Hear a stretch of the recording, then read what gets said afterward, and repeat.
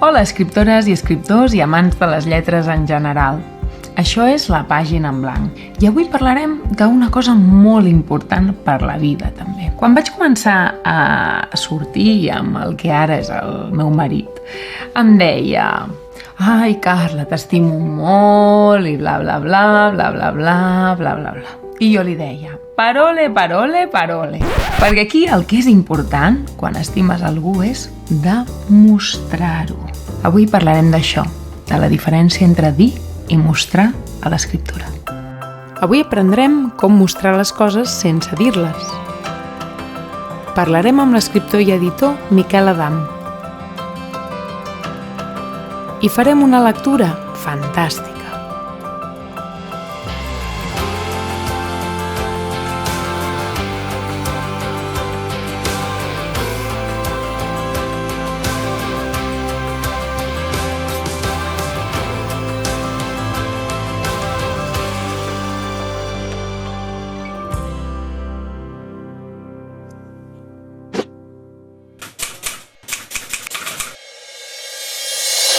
Si jo us dic amor o estimo, cadascú sent i pensa en estimar o en l'amor de maneres diferents. Alguns s'obsessionen molt amb aquella persona, alguns senten pessigolles per la panxa, d'altres senten una placidesa o alegria. Cadascú ho sent de maneres diferents. L'escriptura no ha de deixar a l'abstracció totes aquestes emocions, sinó que ha d'induir el lector a sentir-les d'una determinada manera. I aquí radica la diferència entre dir i mostrar. Quan diem, quan escrivim, estem atacant la ment del lector. És a dir, li estem donant arguments, explicacions que ell llegeix a partir de la ment i de la raó i es justifica, se sent d'acord o en contra amb aquella posició. Però no sent. En canvi, quan mostrem, el que estem atacant és justament això, les emocions, la identificació. Estem despullant el lector davant del que escrivim, davant del que està llegint. És molt més potent mostrar que dir. És molt més potent fer sentir com se sent el personatge que explicar com se sent aquest personatge. A més, com se sent un personatge també et dona una perspectiva de com veu la realitat, com es narra ell mateix la seva història i com sent en relació amb els fets que li passen. Per tant, dir seria abstracte, seria explicat, seria directe, sense un aquí i ara, no? Perquè no cal que hi hagin accions. És quan diem: em sentia ofegada en aquell món, sola, perduda, no? Tot això està molt bé, però és abstracte i és explicat. En canvi, quan mostrem, és detallat, és sempre l'aquí i ara, hi ha accions, passen coses. Per exemple, jo a l'Abisme tenia el meu protagonista, l'Octavi, que la seva mare un dia, quan era petit, va marxar de casa i no sap per què. Clar, podríem explicar que se sent molt trist o que té un buit. Com expliquem aquest buit? Doncs jo el vaig explicar, més que explicar, el vaig mostrar així. La mare va marxar un dimarts de novembre. Aquesta va ser la primera frase que va escriure l'Octavi a la llibreta amb portada negra i els llums lligats que li havia regalat el pare després de dir-li: a vegades hi ha coses que val més escriure-les que deixar que es podreixin a dins. La mare va marxar un dimarts de novembre. No va saber què més escriure durant mesos. Un dia qualsevol, passat el fred, quan els plataners del carrer Muntaner ja treien fulla, va deixar una pàgina en blanc i va tornar a escriure com si la seva vida seguís a partir d'aquell full blanc, buit. Des d'aquell dia, a l'Octavi li agradava omplir pàgines i pàgines de la llibreta amb banalitats. Així podia tornar enrere i comptar el nombre de fulls que el separaven de la pàgina en blanc, del forat. Necessitava apartar-se d'aquell forat. D'aquesta manera mostro, en lloc d'explicar, com se sent l'Octavi amb el fet de la marxa de la seva mare, no? Que a més ell diu va marxar, no diu em va abandonar o se'n va anar, sinó com ell es narra aquest fet ja és en si mateixa la manera de sentir-lo, no? És molt important, per tant, que trobeu maneres de mostrar el que senten els nostres personatges. I el truc més important per fer això, o el que us funcionarà millor, és relacionar-ho amb les accions, amb el que fan els personatges. En aquest cas, l'Octavi comença un diari i com posa la mare va marxar un 4 de novembre i com van passant les pàgines i com aquella pàgina és un buit, perquè de fet és el seu buit, el buit que haurà de resoldre a través de l'abisme, és aquell abisme, aquella pàgina en blanc. I llavors és tota la narrativa del llibre. Trobeu aquesta narrativa en una acció i serà molt, molt potent per al lector, molt més que dir l'Octavi estava trist.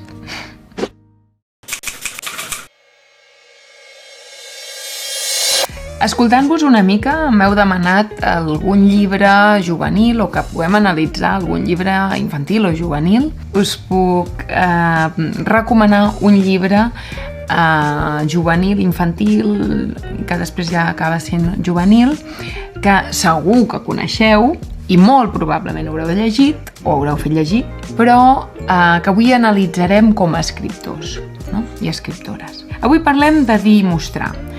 Això és molt important en tota la literatura més literària sobretot, però també molt important en gèneres com la fantasia. Perquè si tenim un personatge i el posem en el món de fantasia i el posem al mig i posem a descriure, doncs hi havia fades que volaven i nans petits que anaven aquí i serà molt avorrit. Com es fa això? Bé, s'introdueix la descripció del món mentre van passant les accions. Això és molt important que ho incorporeu a la vostra escriptura. No s'atura mai l'acció. L'acció ha d'estar integrada en la descripció del món i, per tant, mostrarem el món a través de les accions del nostre personatge. Avui us porto Harry Potter i la pedra filosofal. Sé que ho coneixeu, sé que l'heu llegit probablement o que n'heu sentit a parlar o que heu vist les pel·lícules, però anem a llegir un fragment des del punt de vista d'un escriptor o escriptora, que és com heu de començar a llegir i és les lectures que jo us recomano. Llegir com un escriptor. Anem a llegir un trosset molt petit, que és quan Harry Potter va per primera vegada en el tren que el portarà a Hogwarts i coneix els seus amics, el Ron i l'Hermione, però al principi, al principi de tot. Diu així: mentre parlaven, el tren els havia allunyat de Londres. Ara passaven a gran velocitat per prats plens de vaques i d'ovelles. Durant una estona van estar callats, mirant el paisatge. Estem situant el lector. Cap a 2:15 van sentir un soroll al passadís. La porta del compartiment es va obrir i va aparèixer una dona somrient amb 2 clotets a la comissura dels llavis. «Voleu alguna cosa, reis?», va dir. El Harry, que no havia esmorzat, es va posar dret a l'acte, però al Ron les orelles se li van tornar a posar vermelles i va murmurar que ell ja portava entrepans. El Harry va sortir al passadís. Quan érem als Dursley, no havia tingut mai diners per comprar llaminadures i ara que duia les butxaques plenes d'or i de plata, estava disposat a comprar tantes barres de març com pogués endur-se. Però la dona no tenia barres de març. El que tenia eren caramels de tots els gustos de Bertie Bott, Drobble, el millor xiclet per fer bombolles, granotes de xocolata, dolços la marmita, dònuts de carbassa, varetes màgiques de pega dolça i unes quantes coses més que el Harry no havia vist mai en sa vida. Com que ho volia tastar tot, va agafar una mica de cada i va pagar a la dona 11 síquels de plata i 7 nuts de bronze.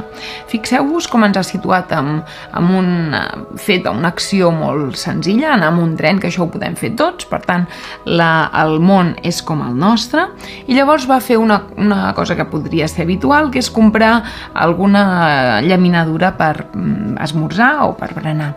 Quan va comprar una llaminadura del nostre món, que és una llaminadura Mars, per exemple, es troba que no n'hi ha d'aquestes, sinó que hi ha unes altres com granotes de xocolata. I llavors el Ron li diu.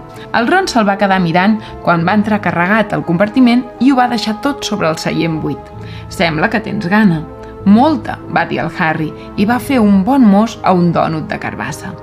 El Ron havia tret un paquet bunyegut i el va desembolicar. A dins hi havia 4 entrepans. En va apartar un i va dir: «Mai es recorda que no m'agrada l'embotit de bou». «Te'l canvio per un d'aquests», va proposar el Harry, aixecant un dònut. «Va». «No t'agradarà, està sec», va dir el Ron. «No té gaire temps la meva mare», va afegir ràpidament, «amb 5 fills a casa». «Vinga, agafa un dònut», va dir el Harry, que mai havia tingut res per compartir, ni, de fet, ningú amb qui compartir-ho. Fixeu-vos, ens ha situat en el temps i l'espai, ens situa en com és de diferent aquest món i en el conflicte profund del personatge, no haver pogut compartir l'alienació, la sensació de no formar part d'un grup. «Què és això?», va preguntar el Harry al Ron, i va aixecar un paquet de granotes de xocolata. «No deuen pas ser granotes de debò, oi?» Començava a pensar el Harry que res ja no el sorprendria. «No», va dir el Ron, «però mira quin cromo tens. Em falta la gripa». «Què? Bufa! És veritat, que tu no en saps res. Les granotes de xocolata porten cromos per col·leccionar, de bruixes i bruixots famosos. Jo ja en tinc 500, però encara em falten la gripa i el Ptolomeu». El Harry va desembolicar una granota de xocolata i en va agafar el cromo. Era la cara d'un home que portava ulleres de mitja lluna. Tenia el nas tort i uns cabells amb una barba i uns bigotis argentats molt abundants. Sota la fotografia hi havia el nom, Albus Dumbledore. I aquí aprofitem per presentar un dels personatges més importants de la història. Fixeu-vos com no s'atura mai l'acció. Passen i passen i passen coses mentre presentem personatges, incloem el conflicte principal del personatge, l'intern i l'extern, i a més introduïm el personatge en aquest món.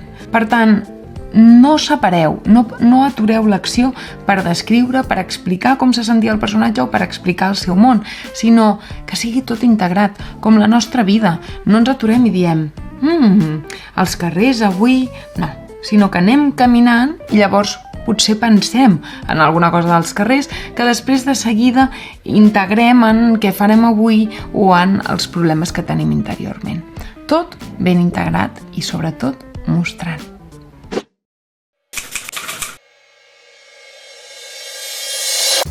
El Miquel Adam coneix el món editorial pel davant i pel darrere. Com a autor, acaba de publicar L'Amo i és fundador de l'editorial La Segona Perifèria. Ens fa il·lusió tenir un escriptor que va començar com a economista. Antigament, les matemàtiques i les lletres anaven molt de la mà. Si un es vol dedicar al món de l'editorial, no està de més tenir alguna carrera o alguns estudis allunyats del món de la filologia o de la literatura, perquè això fa que tinguis una mica un peu a cada bàndol, que de fet un editor és algú que té un peu al món real i l'altre al món de la fantasia i de la literatura i tot plegat. Després de passar per grans editorials, ara no només un economista entra en el món editorial, sinó un valent o un imprudent que obre un nou segell editorial, que és La Segona Perifèria. Jo diria que ni una cosa ni l'altra. Jo diria que és algú que ja ha recorregut tot el camí que havia de recórrer servint a les trinxeres d'altres editorials, de les més petites fins a les més grans. Jo m'ho vaig prendre com un pas natural, no com un acte heroic, ni cap heroïcitat, ni res, no? Simplement vaig dir, val, ja em fa l'efecte que ja he après tot el que podia aprendre i ara toca emprendre el meu camí. Què demanes a un autor o a un manuscrit per contractar-lo? Un editor ha de ser un bon lector. Aleshores, jo el que els demano als llibres, primer de tot, és que m'agradin a mi, d'alguna manera, o que jo entengui que potser pot ser que no m'agradin a mi massa, però que tu els reconeixes un valor literari o un valor comercial a l'obra. I a base de llegir, vas entenent quines obres tenen una qualitat indiscutible, objectiva, i quines obres t'agraden a tu. I entre la qualitat objectiva de l'obra i els teus gustos, doncs allà neix o allà veus els autors o autores que vols treballar, no? A mi m'agraden molt els autors que tenen el seu propi univers. Gent que a base de les seves obres ha aconseguit un univers propi en el qual pots connectar, o no.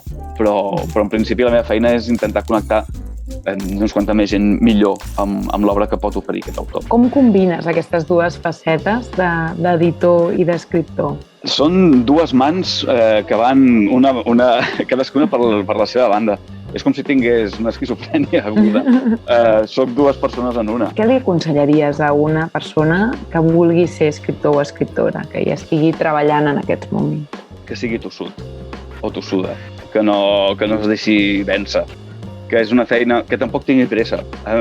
Mira, l'Amo ha estat escrit durant 6 anys i no és gruixut, té 220 pàgines. Quan menys pressa tinguis, millor serà la teva obra, perquè tu com a persona vas madurant i de sobte te recordes que tenies uns capítols en un calaix, els obres, i aleshores tu mateix ets el teu propi editor.